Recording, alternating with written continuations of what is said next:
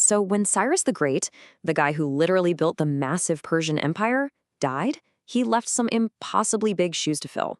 All that pressure, that whole legacy, it fell right onto the shoulders of his son, Cambyses II. And that's where we get one of the most chaotic and, honestly, fascinating succession stories in history. What we've got here is a tale of two leaders who could not have been more different. It's like night and day. On one side, you have the legendary father, a true empire builder. And on the other, the son, whose reign was so erratic, it nearly brought the whole thing crashing down. And in doing so, opened the door for a much more cunning player to take the throne. Now, when Cambyses first took over, you'd think things were going great. He jumped right into continuing his father's grand vision for the empire. For a little while there, it really looked like the dynasty was in perfectly safe hands. And hey, at first, he was racking up the wins. He avenged his dad, built him a magnificent tomb, and even pushed the empire's borders into Africa. I mean, this created the first real global superpower. But here's the catch, and it's a big one. These weren't his ideas. This was all part of the master plan Cyrus had left behind. Cambyses was just following the script. So, to really get who this guy was, we have to look past those early victories he inherited. His true character, you see, wasn't defined on the battlefield. Oh no. It was revealed through a string of just bizarre, destructive actions that showed he was, well, deeply unstable. This is where things really start to go off the rails. We're about to see how his personal issues created massive political problems. This wasn't just a king with a short fuse. This was a guy whose instability was threatening to tear his multicultural empire apart at the seams. Just look at what he did in Egypt. After a successful conquest, he ordered the mummy of a past pharaoh to be dug up and then publicly whipped? I mean, can you imagine? For the Egyptians, who deeply revered their ancestors, this was the absolute worst kind of sacrilege.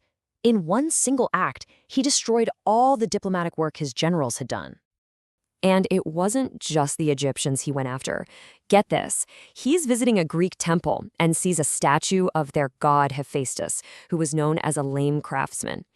Cambyses just bursts out laughing right there in front of the worshippers, making fun of their god. It was just a shocking lack of respect that alienated yet another powerful group in his empire. And then there was the Apis bull. Now, to the Egyptians, this bull was a living god. They were in the middle of a huge celebration because they'd just found a new one. Well, Cambyses, who was in a bad mood after a military defeat, got jealous of all the attention the bull was getting. So he summoned the holy animal and stabbed it. Just like that. The entire nation was horrified. You see why a lot of people don't think of him as some calculating evil tyrant. A better term might actually come from psychology. A giant baby. He wasn't making strategic moves. He was driven by petty jealousy and rage, totally unable to control his impulses. He was a toddler with absolute power. As you can probably guess, an empire run by a man-child couldn't hold it together for long. With Cambyses causing all this chaos, the situation back in Persia was just ripe for a rebellion. And the whole thing kicked off with a dream. Okay, this sequence of events is just unbelievable. It starts with a paranoid dream. Cambyses sees his brother, Smerdis, sitting on the throne. So what does he do? He secretly has Smerdis murdered. But here's the twist. While he's off fighting, an imposter who looks exactly like Smerdis uses that secrecy to his advantage and just takes the throne. Cambyses hears about it, frantically tries to rush back, but in his haste, his own sword slips and gives him a fatal gash. And just like that, the most powerful empire in the world has no leader. Into this huge power vacuum steps a man who was everything Cambyses was not. He was cool, he was strategic, and he was incredibly well connected. His name was Darius. Seriously, Darius was practically born for this moment. He wasn't just some random guy.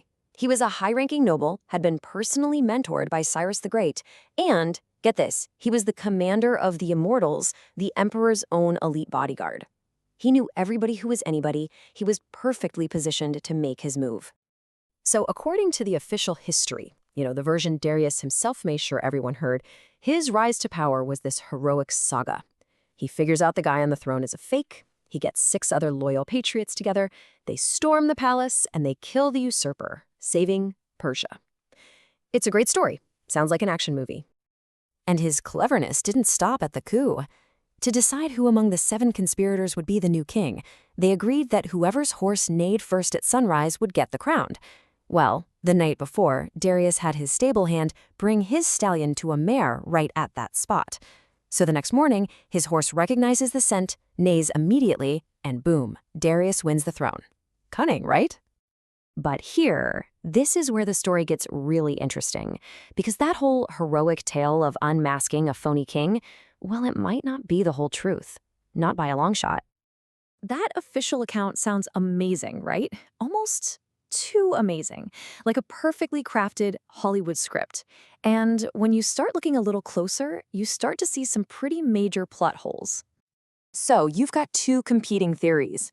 Option 1, Darius is the hero who saved Persia from a fraud. Option 2, Darius is a brilliant propagandist who murdered the real heir to the throne and then invented the perfect cover story to make himself look like a hero. I mean, think about it. The official story says the imposter had his ears cut off years ago as a punishment.